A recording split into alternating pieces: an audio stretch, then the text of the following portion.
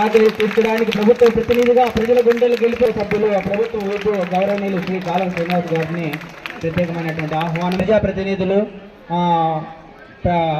సభా ప్రాంగణంలో పట్టణము టీడీపీ పార్టీ అధ్యక్షుడు పసుపులేటి నాగరాజు సార్ గారిని వేదికని అలంకరించవలసింది.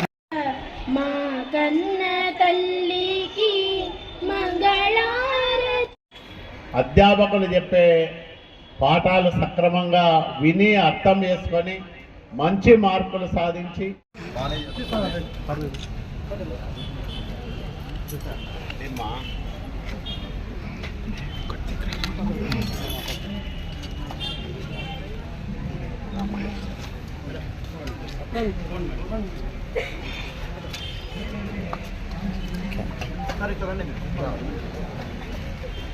అమ్మా ఇట్లా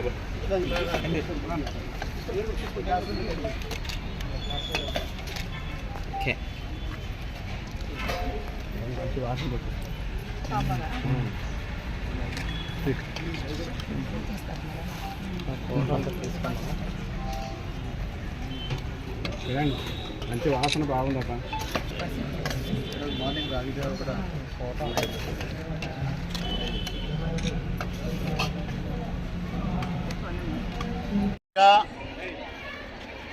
475 జూనియర్ కళాశాలల్లో డొక్కా సీతమ్మ మధ్యాహ్న బడి భోజన పథకాన్ని ఈరోజు ప్రారంభం చేసుకున్నాం.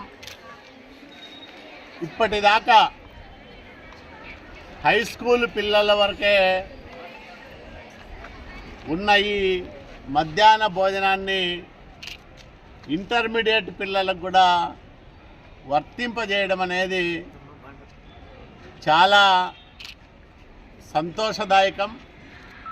ముఖ్యమంత్రి నారా చంద్రబాబు నాయుడు గారు గతంలో 2018లో ఈ ఇంటర్మీడియట్ పిల్లలకు కూడా మధ్యాహ్న భోజన పథకాన్ని ప్రారంభం చేశారు.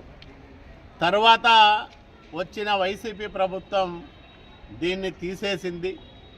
మళ్ళా ఈరోజు ఎన్డీఏ కూటమి ప్రభుత్వం ఏర్పాటైన తర్వాత నారా చంద్రబాబు నాయుడు గారి నాయకత్వంలో మానవ వనరుల శాఖ మంత్రి నారా లోకేష్ బాబు గారి ఆధ్వర్యంలో ఈ జూనియర్ కళాశాలల్లో మధ్యాహ్న భోజనం ప్రారంభం కావడం చాలా ఆనందదాయకం.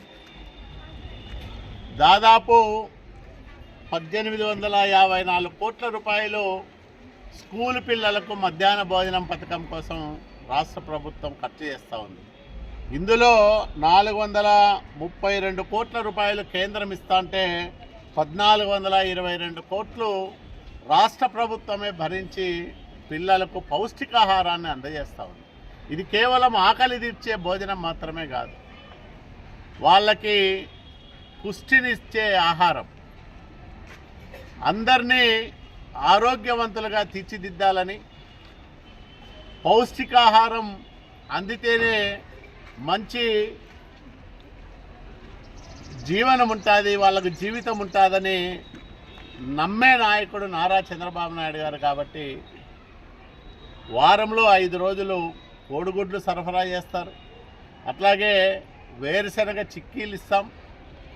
ఇట్లా పిల్లలు ఆరోగ్యవంతులుగా తయారు కావడానికి, తద్వారా ఈ రాష్ట్రంలో ఒక ఆరోగ్యవంతమైన సమాజ నిర్మాణానికి ఈ మధ్యాహ్న భోజన కార్యక్రమం ఎంతగానో దోహదం చేస్తుందని మేము నమ్ముతూ ఉన్నాం. ఈ కార్యక్రమాన్ని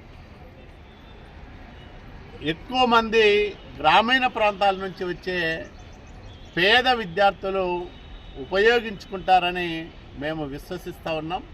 వాళ్ళకి ఎంతగానో ఇది మేలు చేస్తుంది. ఎందుకంటే ఉదయాన్నే బస్సుల్లోనో లేకపోతే సైకిళ్ళలోనో వచ్చి కాలేజీల్లో చదువుకొని మధ్యాహ్నం భోజనం లేక నీళ్లు తాగి సాయంత్రం చెప్పే చదువులు వాళ్ళ తలకెక్కక